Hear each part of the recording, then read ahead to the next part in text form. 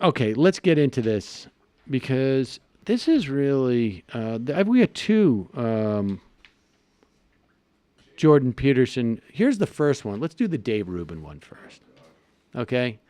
Dave Rubin, incidentally, has a prediction, folks. And his prediction is, in the next presidential election, there's going to be more Jews, more blacks, more gays who are going to vote for non-democratic candidates. So they're going to vote either for the Republican or the Libertarian. Now, I would be surprised if there wasn't, because, as you know, our population grows.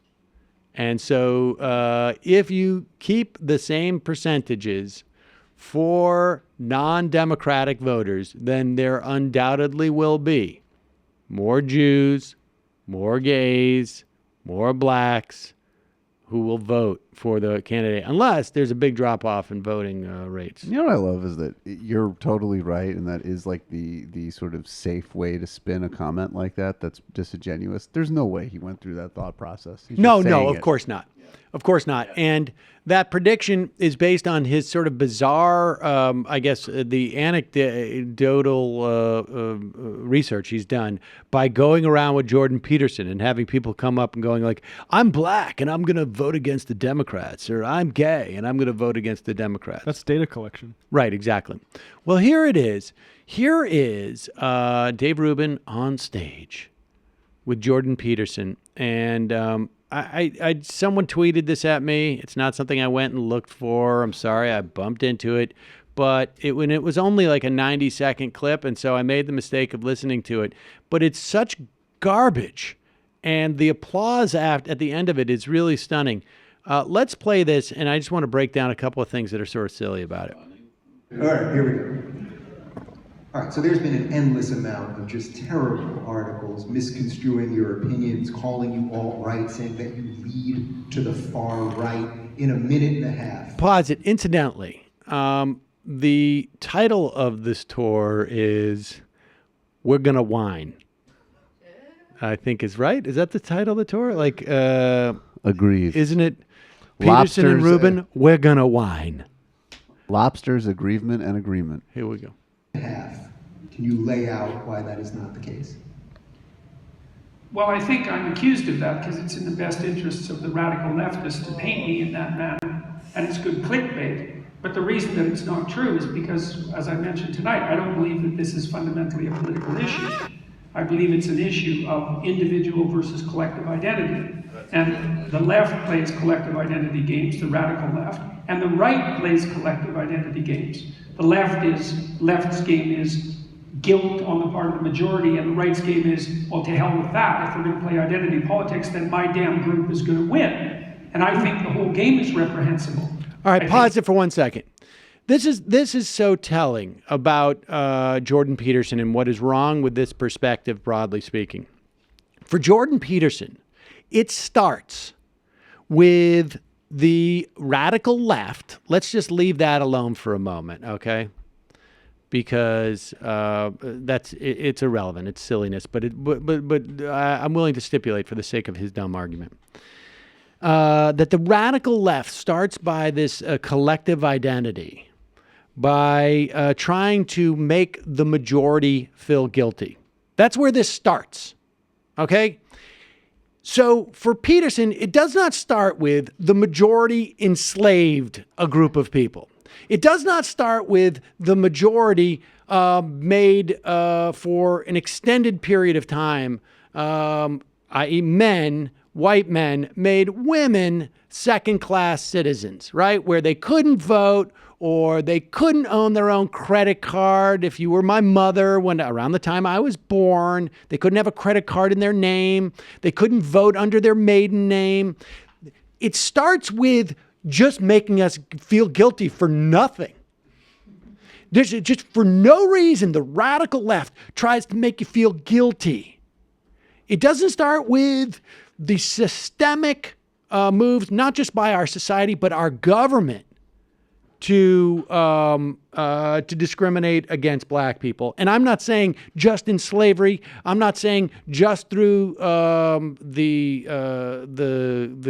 the New Deal or through redlining or what. I mean, throughout our society. I'm not saying now with just yesterday, Jeff Sessions basically saying to police departments, hey, consent decrees, forget about it. Don't worry about it. Maybe if we get some really egregious cops, we'll deal with those individually. Don't make but in people feel terms of guilty like about that. systemic.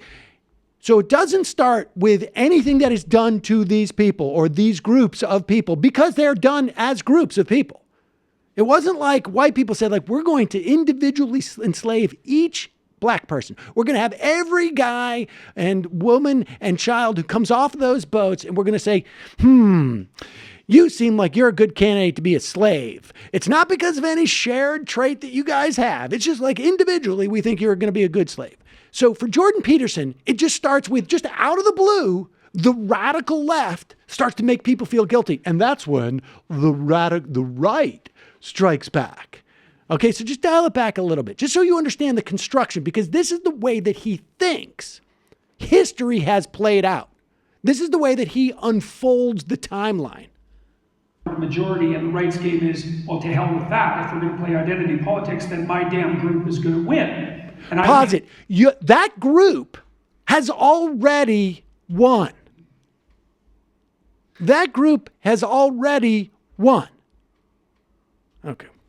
Play identity politics, then my damn group is going to win. And I think the whole game is reprehensible.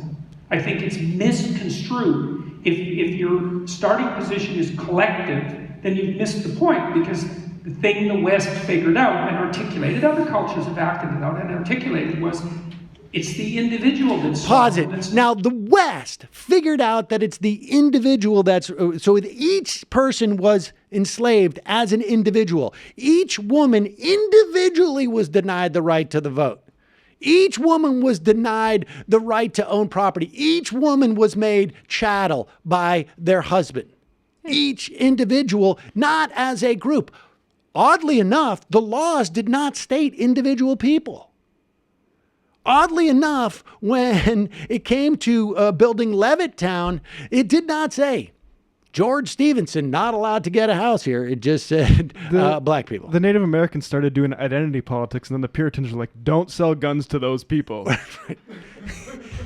So, and this is, I just dial it back a little bit, because just to use the language that he's using here, in some instances, it's completely nonsensical. Like, that's the game. Like, the what? What do you mean, the game? Like, they're like the misconstrued game. The game. This is the game that's going on. It's just a game. Also, the very outset of that statement where he says these issues aren't political, it's a conflict between individual and collective. That is like arguably the baseline argument of politics. Exactly. I think it's misconstrued. If your starting position is collective, then you've missed the point, because the thing the West figured out and articulated, other cultures have acted it out and articulated, was it's the individual that's sovereign, that's not the group. And if you're playing a collectivist game, I don't give a damn if you're playing it on the left or the right. It's a bad game. You should stop playing it. And you should return to the notion of individual sovereignty. And that's that. So the answer is that the collectivist game is a bad game. Not really, frankly, quite clear why. He doesn't seem to state why that's the case. It's just some type of assertion. And you should return to the individual sovereignty as if there has ever been a time, at least in this society, where individuals had sovereignty. Yeah, how much individual sovereignty does he think people have when they're legally barred from owning property? And I also am quite curious as to, like, what the hell does that really mean? I'm just like, it is a sort of, it sort of sounds nice. The individual sovereignty? Yeah, but Lockean. But he's talking about, like, sort of like you obviously, bodily integrity, which I don't know when that returned to. I mean, it didn't exist, like we said, at the founding of this country. And to have, like, exclusive control over your own body, we've just said that, and life.